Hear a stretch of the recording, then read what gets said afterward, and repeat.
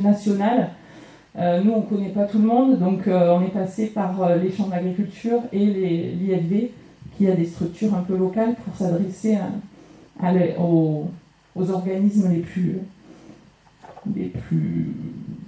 ciblés, quoi.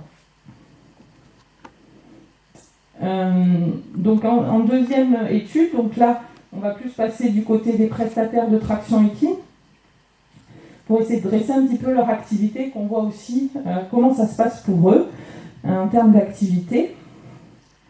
Donc là, en fait, le projet d'OG7, donc j'y vais un peu rapidement, c'est un projet, donc, comme on l'a déjà dit, de création de références technico-économiques pour aider à l'installation des prestataires de traction équine.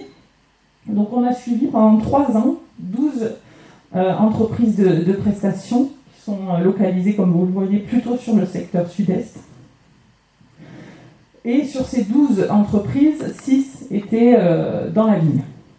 Donc ce qu'on a repéré sur ces entreprises en termes de caractérisation de ces entreprises, donc ce sont souvent un exploitant, enfin un entrepreneur, qui travaille souvent seul.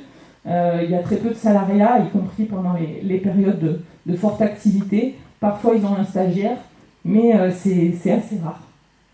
Au final, ils travaillent avec 2 à 4 chevaux qu'ils utilisent pour les travaux dans la vigne. Donc, ces chevaux-là sont parfois en formation pour prendre la relève. Donc, il y en a qui sont des chevaux d'expérience, puis d'autres qui sont en train d'apprendre. Donc, il alterne régulièrement, fait des pauses, etc. Pour les chevaux les plus jeunes, notamment, pour les mettre dans le travail.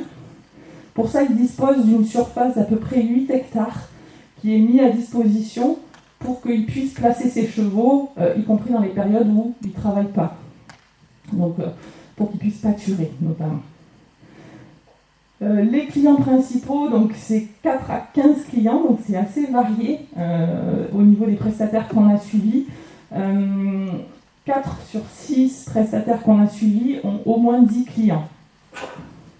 Donc ça dépend énormément en fait de où est localisé le prestataire, de sa zone de chalandise et de son déplacement, donc ce qu'on voit après, de sa stratégie. C'est-à-dire que aussi certains prestataires vont aller chercher plutôt des partenariats conseils dans lesquels on sait que le domaine va tenter de mettre en place vraiment le cheval, pas uniquement ponctuellement, on va dire, pour tester, mais dans une version plutôt durable de l'activité. Et donc, éventuellement, pourquoi pas internaliser aussi la pratique dans un deuxième temps, donc avec une action de conseiller, de formateur aussi, qu'on peut retrouver de ces prestataires-là. Donc ils peuvent aller jusqu'à 250 km de leur entreprise, de là où ils sont basés. Et donc ils interviennent 2 à 6 interventions par parcelle, et ils ont entre 12 et 37 hectares qu'ils travaillent par prestataire.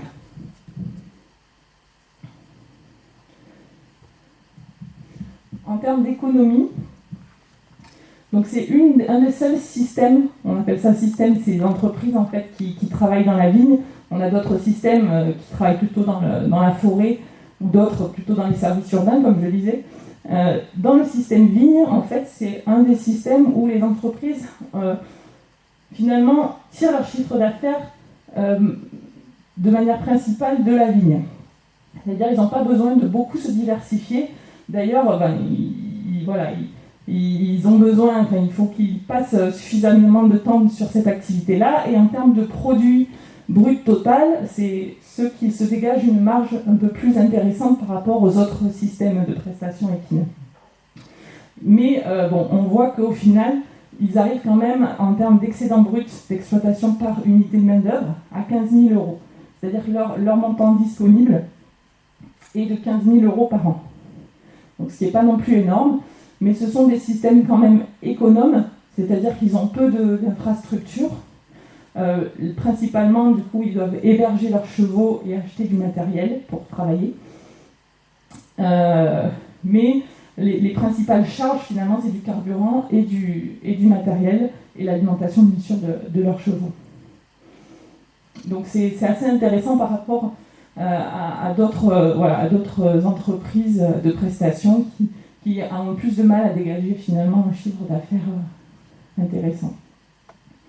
Donc les tarifs observés sont très variables également. Donc là, on est sur des tarifs à l'heure en termes d'entretien de parcelle, c'est-à-dire que c'est une action régulière sur la même parcelle, entre 65 et 76 euros de l'heure, qu'on a observé sur ces 6 prestataires.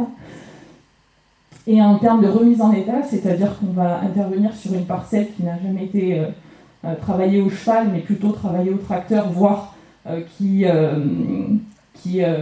des produits chimiques plutôt en conversion, on va dire, une parcelle en conversion, on est sur du 96 euros de l'heure. Et à l'hectare, du coup, ça peut varier en fonction du type d'intervention, entre 250 à 950 euros à l'hectare. Donc, comme le disait Jérôme, ce projet-là se poursuit maintenant avec une équipe de conseillers de chambre d'agriculture de l'Institut français du cheval et de l'équitation, mais également donc Jérôme qui en fait partie aussi, les ingénieurs du réseau équin qui continuent en fait à suivre ces entreprises et de manière élargie, c'est-à-dire que du coup ce sera plus seulement sur le sud-est, mais également sur d'autres zones pour voir s'il y a des particularités en termes de travail. Alors, en termes de perspective, donc là on est sur ce que j'évoquais, la suite du projet Equivigne, qui s'intitule Caract Equivigne, où là on va chercher en fait à caractériser les itinéraires techniques qui ont introduit l'attraction, enfin, le travail du sol avec le cheval, de manière à mieux les connaître et à voir leurs spécificités, leurs caractéristiques en termes d'agronomie, d'économie et aussi environnementale. Donc pour ça, on va réaliser des mesures à la fois sur le sol, sur la vigne, mais également sur le couple meneur-cheval, en termes d'efforts, en fonction de quelle intervention, en fonction de l'intervention, du type de parcelle, de ses caractéristiques. Quel est l'effort donné par ce couple meneur-cheval. Donc à la fois, ça va nous permettre d'avoir des informations, des références, des nouvelles références à la fois côté cheval et côté vigne sur une nouvelle pratique. Et puis, ça va nous permettre de caractériser les parcelles qui sont plus fréquemment choisies par les viticulteurs pour travailler avec le cheval. Et enfin, avoir des informations sur le confort de travail, notamment du cheval et du meneur selon les parcelles. Là, en termes d'avancement, donc on a obtenu une partie du financement pour ce projet-là. On est en train de rechercher des domaines qui voudraient bien être partenaires parce que du coup, on a 16 domaines au niveau national qui vont être suivis pendant 2 campagnes, 2 années à partir de cet automne. Et on va choisir avec chacun de ces domaines 2 à 3 parcelles pour réaliser des mesures. Donc ça représente ces 16 domaines, 4 par secteur, 4 par carte de France.